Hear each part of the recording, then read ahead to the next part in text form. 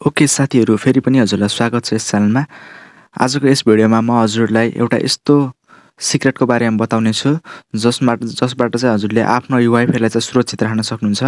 अनि हजुरले थम्बनेलमा देखिसक्नुभयो होला, आजको भिडियोमा चाहिँ म कुरा गर्नेछु हजुरहरूले कसरी आफ्नो वाइफाई अनि हजुरले नचिनेको व्यक्तिहरूबाट कसरी जोगाउन सक्नुहुन्छ। यदि तिनीहरूले चाहिँ पासवर्ड ह्याक गरेर अथवा कुनै तरिकाले चाहिँ पत्ता लगाएर चलाइरहेका छन् भने चाहिँ हजुरले त्यसलाई चाहिँ कसरी आफ्नो मोबाइलबाट हटाउन सक्नुहुन्छ भन्ने कुरा चाहिँ आजको यस भिडियोमा बताउने छु। भिडियोलाई अन्त्यसम्म हेर्दै गर्नु होला। हजुरलाई चाहिँ यो टेक्निक चाहिँ धेरै काम लाग्न सक्छ। यदि हजुरले पनि यसबारे सिक्न चाहनुहुन्छ भने चाहिँ भिडियोलाई अन्त्यसम्म हेर्दै गर्नु होला। भिडियोमा चाहिँ रहेर म हजुरलाई सबै कुराहरू बताउने छु। ओके, हामी चाहिँ मोबाइलको स्क्रिनमा आइसकेका छौँ।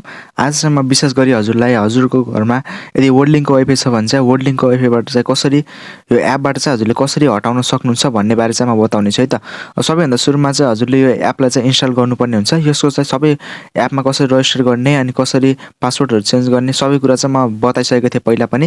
त्यो भिडियो हजुरले हेर्नुभएको छैन भने चाहिँ यो भिडियोको डिस्क्रिप्सनमा चाहिँ मैले त्यसको लिङ्क राखेको छु, त्यसमा गएर चाहिँ हजुरले हेर्न सक्नुहुन्छ है त।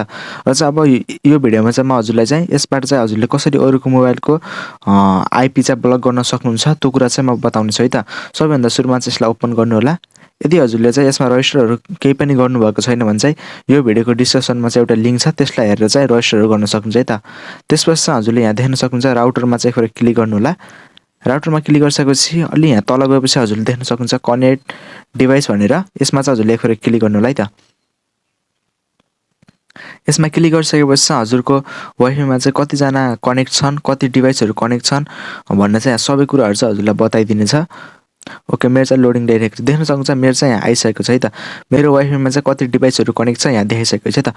यदि हजुरहरूको पनि वाइफाई अनि कोही नचिनेको व्यक्ति अथवा कसैले चलाएको छन् भने चाहिँ हजुरले सजिलोसँग आफ्नो मोबाइलबाट तिनीहरूको वाइफाई चाहिँ नचल्ने गराउन सक्नुहुन्छ है त।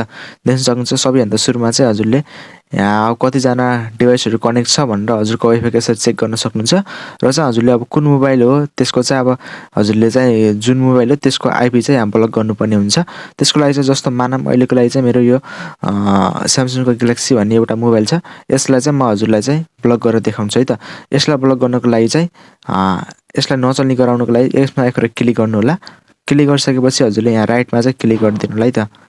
राइटमा क्लिक गरिसकेपछि यहाँ देख्न सक्नुहुन्छ फिल्टरमा एड टु डिभाइस फिल्टर भनेको छ, यसलाई चाहिँ यस गरिदिनु होला। यस गरिसकेपछि हजुरले चाहिँ यहाँ दुईवटा अप्सन आउँछ, ब्ल्याक लिस्टमा चाहिँ क्लिक गर्नु होला है त। जस्ट म क्लिक गर्छु। क्लिक गरिसकेपछि यसरी यहाँ प्लिज वेट भनेर चाहिँ एकछिन यहाँ लोडिङ ल्याउन सक्छ, एकछिन वेट गर्नु होला।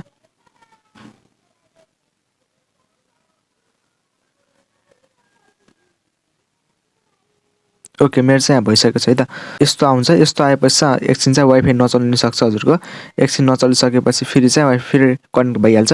त्यसपछि चाहिँ हजुरले यसलाई ओके गरिदिनु होला। र देख्न सक्नुहुन्छ फेरि यहाँ कनेक्ट डिभाइसमा चाहिँ यहाँ यस्तो लोडिङ लिएको छ। फेरि हजुरले चाहिँ एकछिन वेट गर्नु होला लोडिङ लिएपछि।